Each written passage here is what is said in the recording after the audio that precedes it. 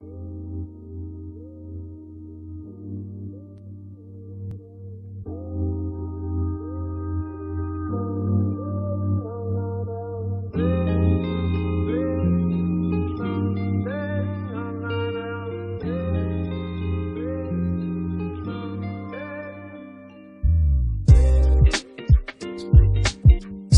warahmatullahi wabarakatuh. Bertemu lagi dengan gua Aditya Randani di podcast Adit edisi ketiga. Ini adalah edisi ketiganya gua mempodcastkan diri dan masuk ke dalam dunia podcast. Terima kasih yang sudah mendengarkan dan juga selalu mengikuti pembicaraan gua. Semoga kalian adanya perubahan sedikitnya dalam pembicaraan gua. Oke, gua di sini masih bingung aja mau bahas apa. Kemarin soal cinta, dan hari kedua gue membahas soal event, itu juga belum beres. Part 1 gue nggak tahu part 2-nya kapan, soalnya males. Tapi sekarang gue mau membahas soal kependidikan. Lebih berat lah, lebih berbobot. Untuk bahasan kali ini, gue mau membahas soal SMA dan SMK. Karena gue resah banget dalam kehidupan gue. Bukan hanya gue yang jadi peresahan, teman-teman gue juga, ya gue ngerasain mereka gitu. Soalnya lulusan SMK, lulusan SMA, kenapa menjadi seorang pengangguran sejati gitu. Padahal sekolah 12 tahun gak menghasilkan apa-apa gitu, apa mungkin belum atau apa gitu kan. Tapi kita akan bahas satu persatu di podcast kali ini.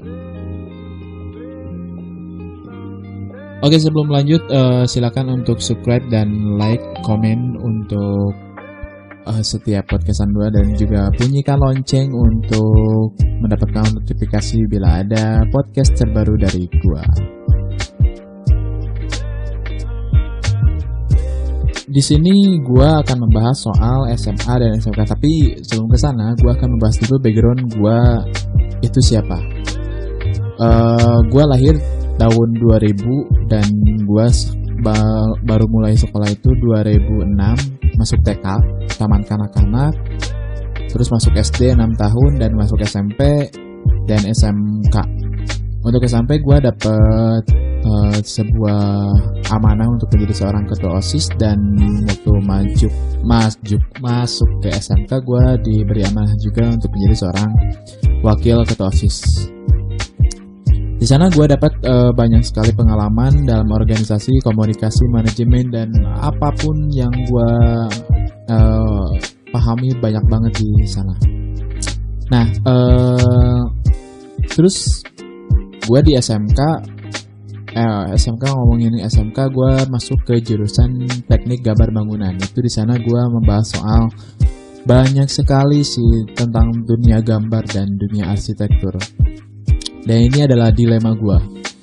Jadi dulu itu waktu gue kelas 3 SMP, gue itu sempet nanya sama kakak kelas gue, which is dia itu seorang yang berpengaruh di SMP gue. Gue tanya, Kang, gue ngambilnya Kang, kalau misalkan gue masuk SMK, gue cocoknya masuk SMA atau SMK?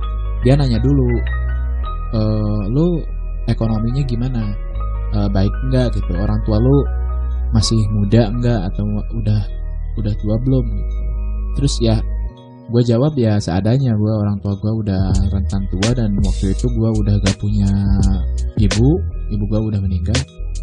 Jadi gue punya ayah doang, ayah juga udah tua banget. Jadi gue minta saran dong, yaudah lo masuk ke SMK aja, karena SMK itu nantinya bisa bekerja langsung gitu. Oh gitu, ya udah. Gue polos aja gitu ngedengerin si saran dia gitu. Ya udah gue dengerin, ya gue masuk ke SMK. Waktu itu gue masuk ke SMK Negeri 1 Sumedang, jurusan teknik gambar bangunan. Kenapa gue ngambil jurusan bangunan? Karena gue itu waktu itu nanya dulu juga sih. Nanya dulu kalau misalkan di SMK Negeri 1 Sumedang jurusan yang terbaik apa. Dia bilang jurusannya jurusan teknik bangunan karena itu adalah jurusan favorit di SMK-nya. Wow, gua ya, ya benar, ya udahlah, ya udah gua kesana gitu tanpa banyak bacot. Tapi dia menjelaskan bahwasanya favorit karena banyak lulusan alumni yang sukses gitu di bidang arsitektur. Ada yang menjadi seorang arsitek, drafter, atau sipil, dan uangnya banyak. Ada sampai yang keluar negeri gitu. Ya udah, gue tertarik dong, gue tertarik banget gitu. Tapi yang gue gak tahu, gue gak tahu banget dunia arsitektur itu seperti apa. Gue nggak bisa gambar, meskipun gue di TK itu pernah menjadi seorang juara gambar, tapi kan gue nggak bisa ngegambar. Itu kan udah lama juga sih, jadi gue nggak bisa ngegambar. Tapi ya gue coba-coba aja gitu, dan itu adalah kesalahan pertama gue coba-coba untuk masuk ke SMK jurusan bangunan, padahal itu 3 tahun. Tapi ya gue jalanin aja. Nah, itu adalah background gue. Nanti akan dijelasin lagi lebih lanjut di podcast, di bahasan selanjutnya. Oke, mungkin ada adik kalian atau keluarga yang lagi kelas 3 SMP yang mau ngelanjutin ke SMA atau SMK masih bingung. Lo bisa dengerin tips gue dulu. Pertama, yang lo harus lakuin ketika lo ditanya Teh atau Kang A, Dede masuknya ke SMA atau SMK, atau ditanyalah ku didinya gitu, Ade mau kemana, mau SMK atau SMK gitu. Kalau banyak sih yang suka jawabannya duka atau teuing gitu kan, atau gak tahu. Itu membuat sebuah pilihan yang jelek sih. Gua itu jawaban yang paling buruk. Soalnya itu harus direncanakan lebih awal dan lebih matang lagi gitu, karena itu adalah menentukan masa depan lu bagaimana. Jadi tips dari gue yang pertama, sebelum lu melangkah untuk memilih SMK atau SMA, lu tanya dulu cita-cita lu mau menjadi apa. Tapi yang menjadi permasalahannya sekarang itu anak muda SMP apalagi SMA udah, kalau ditanya cita-cita malah impactnya itu kayak ditanya kayak anak-anak aja gitu. Jawabannya gitu wae. Padahal itu menjadi sebuah prinsip pertama yang akan merubah hidup lo gitu, menjadi orang sukses atau menjadi orang gagal dalam kesuksesan gitu. Oleh karena itu, sebelum lo tanya SMA atau SMK, lo tanya dulu cita-cita lo mau menjadi apa. Karena ya penting juga sih, dan kesalahan gue juga waktu itu nggak sampai segitunya gitu, nggak sampai gue mau cita-cita menjadi apa, gue nggak kepikiran ke situ. Dan itu dalam kesalahan gue, dan itu pengalaman gue. Jadi lu ambil yang positifnya gitu, yang gak baiknya janganlah, malahan harus menghindar dari kayak pengalaman gue gitu. Nah, tanya cita-citanya mau menjadi apa. Misalkan cita-citanya mau menjadi dokter. Aduh anjir, flat banget dokter, tapi gak apa-apa. Jadi dokter. Nah, dokter itu step by stepnya mau kemana, mau ke SMA atau SMK gitu, atau enggak dokter aja sih, kayak pegawai kantoran, tapi pegawai kantorannya itu lebih spesifiknya kepada siapa, dokter pun sama. Kalau spesifiknya dokter itu dokter apa gitu, dokter klinik atau dokter spesialis gigi atau telinga atau THT atau apalah gitu. Nah, lu harus pikirkan sespesifik mungkin gitu. Karena kalau misalkan menjadi polisi, menjadi tentara, kan tentara banyak macamnya gitu. Ada tentara yang suka perang, ada tentara yang di bidang administrasinya, dan polisi pun sama. Dan apapun itu harus spesifik ya. Misalnya mau menjadi guru apa, guru mah banyak macamnya dan banyak referensinya, kalian juga bisa langsung pilih gitu kan. Tapi kalau di bidang lain, profesi lain, mungkin kalian harus lihat-lihat dulu dan cari tahu di internet gitu. Mau menjadi guru apa, polisi apa, tentara macamnya apa aja gitu. Setelah kalian tahu dan sudah yakin dengan pilihan lo untuk menjadi seorang misalkan seorang guru ya gitu ya, guru matematika lah, guru matematika biar lebih umum.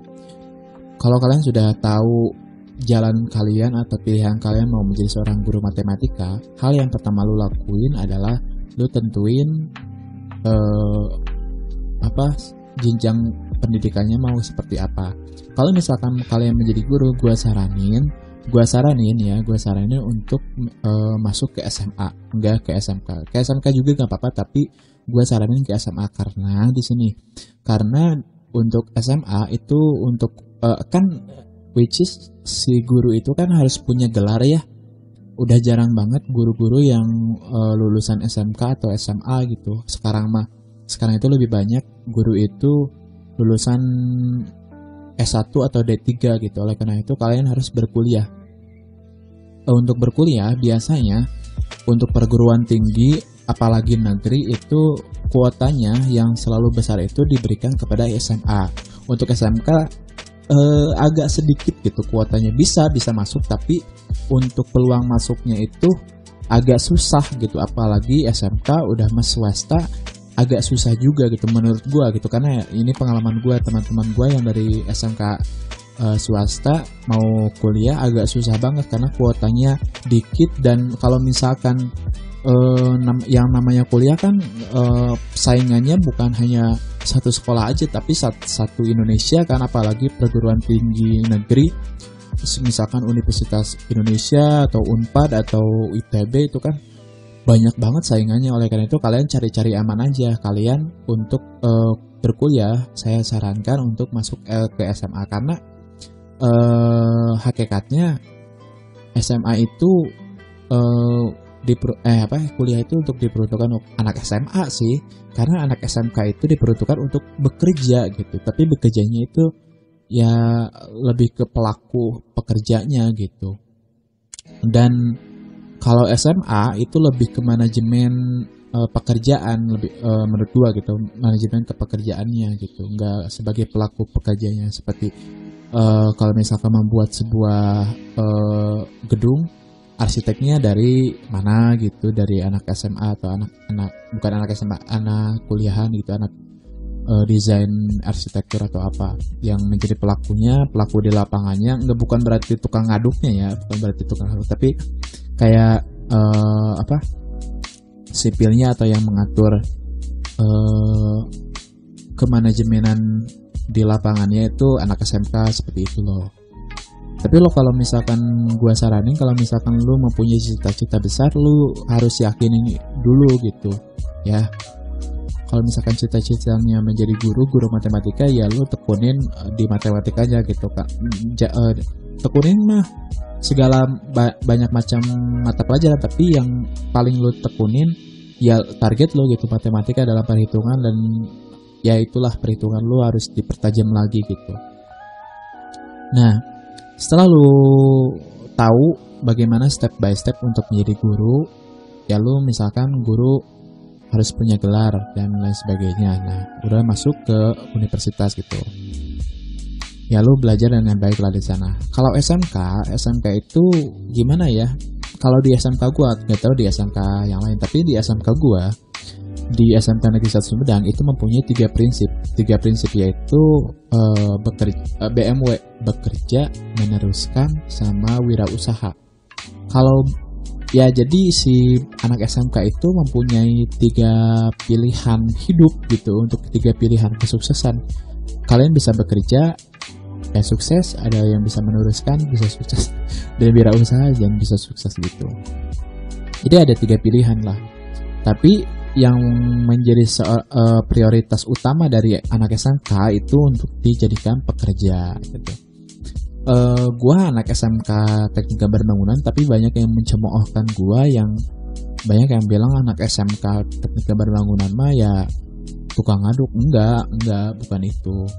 Lu keliru aja gitu. Kalau anak SMK anak teknik gambar bangunan itu sama di apa ya, sama aja gitu, kerja tapi bukan di bidang itu gitu. Kalau misalkan mau menjadi kulima tuh ya lulusan ST juga banyak gitu kan. Tapi anak SMK mah di teknik gambar bangunan itu lebih ke gambar soft drive-nya gitu, gambar kelasnya gitu. Nah, yang selanjutnya akan jadi teknisnya gini nih. Misalkan gue mau membuat seorang pengusaha ingin membuat sebuah rumah. Nah, rumah ini akan didesain oleh arsitekturnya misalkan dari ya anak SMK, yang anak SMA tadi, yang anak SMA lulusan ITB ataupun ya teknik desain arsitektur gitu. Didesain oleh anak itu, terus dikasih sama bukan langsung terjun ke lapangan, tapi diberikan dulu kepada konsultan atau kontraktor. Nah, di sana banyak anak SMK yang merincikan lagi semua kebutuhan dan gambar-gambar detail-detailnya gitu. Misalkan gambar arsitektur banyak sih, ada gambar potongannya, ada gambar tampak depan, tampak belakangnya gitu kan. Jadi lebih spesifik gitu. Nah, itu dikerjakan oleh anak SMK, anak teknik gambar bangunan gitu. Begitupun jurusan-jurusan yang lain seperti itu. Dan faktanya gak tahu di sekolah lain sih, tapi di sekolah gua, apalagi di kelas gua itu yang sukses di bidang jurusannya, di jurusan teknik gambar bangunan di gua itu sekitar 20% lah, 20% itu udah sukses di bidang arsitektur. Yang lainnya ya ada yang pencar, ada yang murtad dari jurusan. Jadi itu menjadi sebuah permasalahan gua gitu. Kenapa banyak orang-orang yang keluar dari jurusannya, padahal 3 tahun di SMK belajar jurusan, misalkan jurusan akuntansi ataupun administrasi ataupun komputer dan sebagainya.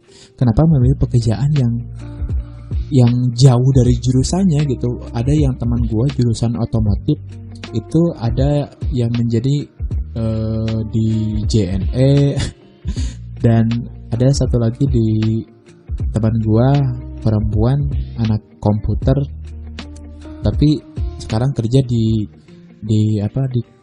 kasir food court gitu, yang di mall gitu, ada makanan kecil gitu kan.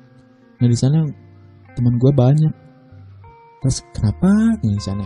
Gue agak mempermasalahkan mereka yang mau menjadi apa gitu kan, tapi kurang asal manglebarkeun wae gitu, manglebarkeun manehna kumaha.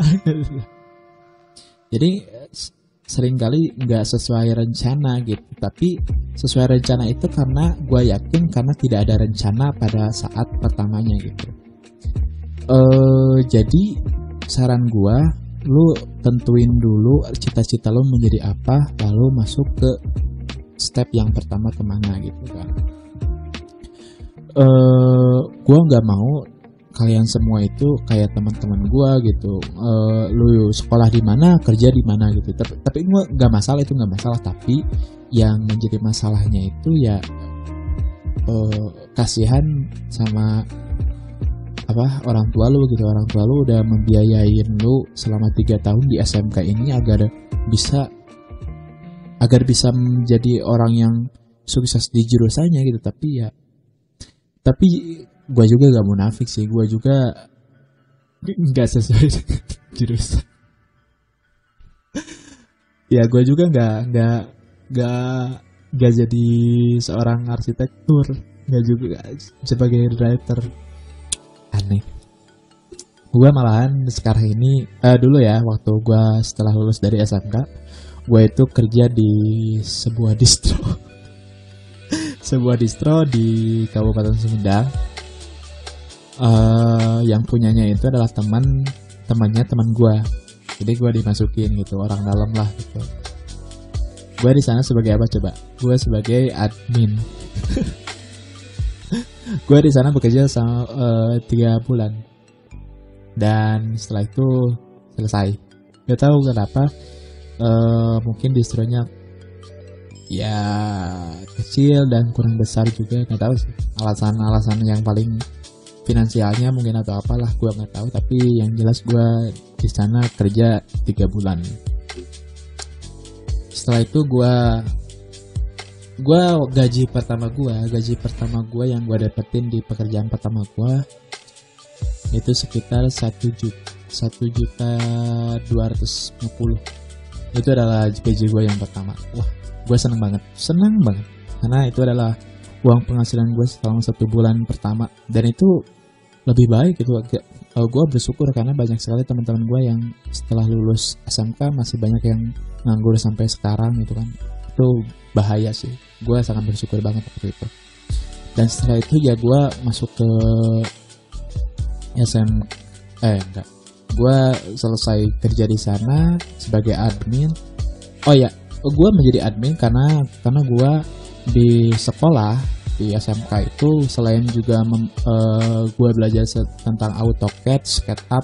AutoCAD dan SketchUp itu adalah aplikasi yang berhubungan sama untuk membuat gambar bangunan ya, di TPK bangunan. Tapi gue juga di sana di SMK itu gue belajar tentang CorelDRAW. Gue udah lama belajar CorelDRAW dari kelas 1 SMA ya, SMK. Gue belajar CorelDRAW di sana ya. Toh pada akhirnya itu kan soft skill gue. Yang kepakainya itu soft skill gue, CorelDRAW. Aneh.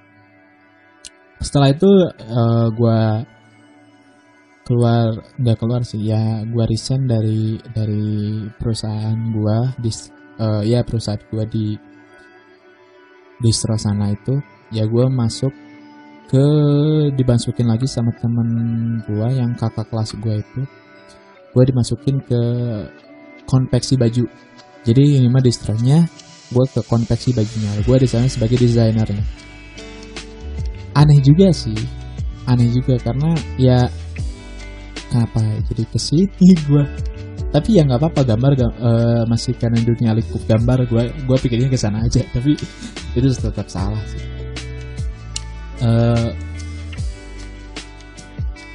Tapi orang tua gue itu nggak banyak cekcok sih. Papa gue nggak terlalu banyak ngomong gitu. Loh kok jurusan ini jadi ini, nggak. Dia tetap mendukung pilihan gue mau kemana silakan, gimana gue aja gitu. Yang penting lu sukses, lu bisa dapetin uang dengan sendiri. Betapa susahnya untuk mencari uang dan lu harus rasain itu semua. Dan gue itu sangat bersyukur banget gitu punya keluarga seperti ini. Setelah itu gue bekerja di sana itu nggak sampai 1 bulan lebih. Gue keluar karena gue ngerasa gue nggak betah karena ini bukan dunia gue gitu. Gue seharusnya di dunia arsitektur gitu. Ya udahlah, gue resign. Tapi susah banget untuk mencari pekerjaan sesuai jurusan itu. Ya mungkin bukan rezekinya kali ya, Dan waktu itu gue pengen banget kuliah. Gue sirik sama teman-teman gue. Sampai sekarang gue sirik banget sama teman-teman gue yang kuliah. Dan ya menjadi dilema gue lah. Tapi setelah gue keluar dari konveksi itu ya, gue malah keluar lebih jauh lagi dari jurusan gue sampai sekarang gue kerja di pabrik di pabrik Karawang. Nah, saya mah. Tapi ya nggak apa-apa, dan banyak manfaatnya gue kerja di pabrik. Pertama, pengalaman gue kerja di pabrik sampai sekarang.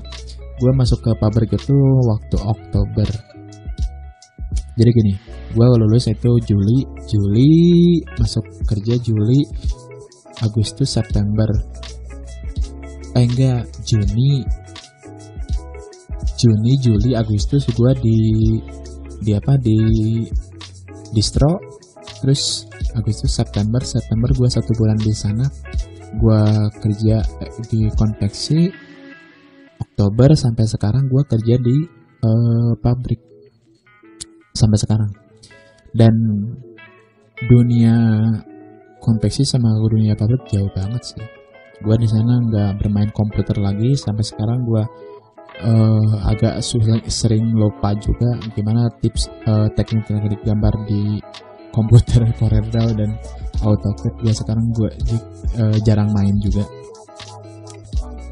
Di pabrik gue bekerja itu mah bermain fisik, dan gue ya selera gue sih, gue enak bermain fisik. Jadi agak keluar keringat itu gue suka gitu. Kerja keluar keringat itu suka gue, daripada gue mikir banyak gitu. Meskipun ya banyak orang yang bilang gue kreatif, tapi gue nggak suka banget kerja pakai otak. Gue mainnya fisik lapangan. Jadi ya. Nah di pabrik gue sampai sekarang alhamdulillah penghasilan gue nambah banget. Gue bisa kebeli ya alat mikrofon ini, terus PC dan lain sebagainya. Alhamdulillah. Dan sekarang di rumah gue ada wifi, alhamdulillah gitu. Dari dulu gue pengen punya wifi karena gue boros banget dalam soal kuota anjir. Tapi sekarang agak mendingan gitu karena perhitungannya 1 bulan itu harus bayar segini gitu. Jadi agak kehandle gitu untuk masalah finansial kuota gue. Nah setelah gue banyak kerjaan di pabrik gue di Karawang, dan itu salah satu PT terbesar, tapi PT supplier. Jadi bukan membuat sebuah produk, tapi pabrik yang membuat spare part yang buat di otomotif dan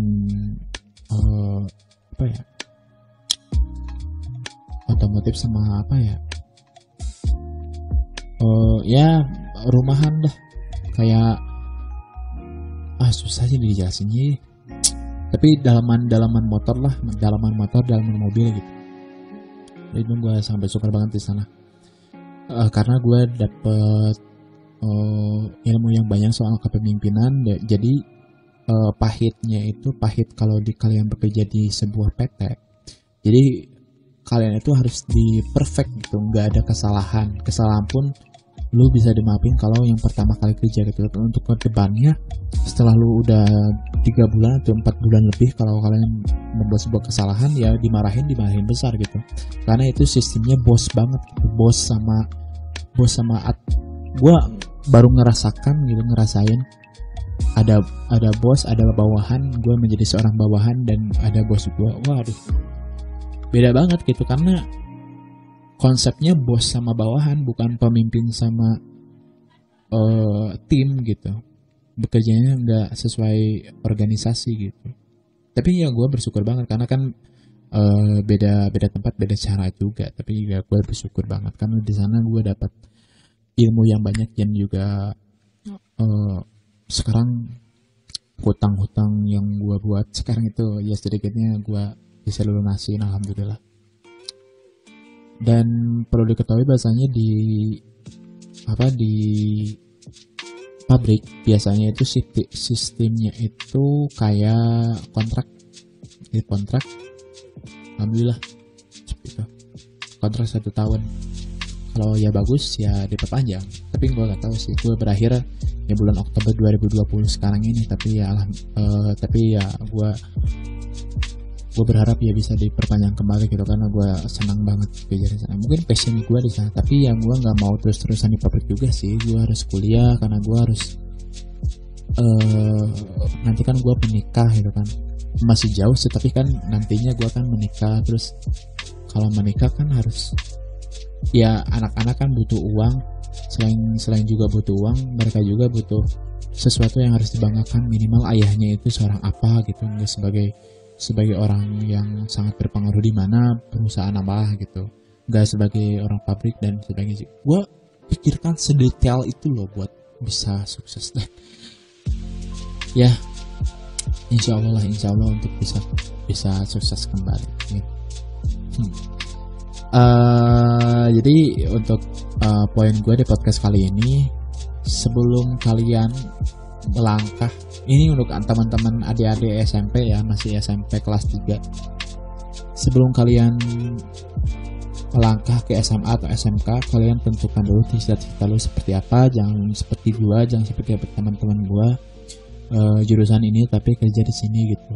Ya nggak apa-apa, tapi sayang banget uang dari orang tua lo itu sia-sia gitu ya.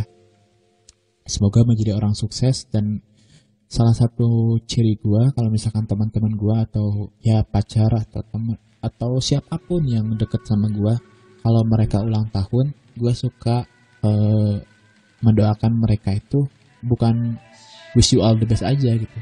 Gue pengen satu aja, gue suka mendoakannya seperti ini. Kalau misalnya teman-teman gue ulang tahun ya, hey selamat ulang tahun ya, semoga kalian sukses, semoga kamu sukses menjadi orang yang berguna. Itu aja. Karena sukses itu ya semua orang juga pengen sukses gitu, tapi kesalahan mereka itu mereka nggak tahu sukses di bidang apa. Tapi gue bisa doain, tapi gue hanya bisa ngedoain mereka itu buat bisa sukses aja gitu. Untuk sukses di mana-mana aja itu gimana mereka aja. Untuk podcast kali ini gue agak panjangan ya, 30 menit, tapi nggak apa-apa. Semoga bermanfaat dan sehat selalu. Terima kasih sudah mendengarkan. Assalamualaikum warahmatullahi wabarakatuh.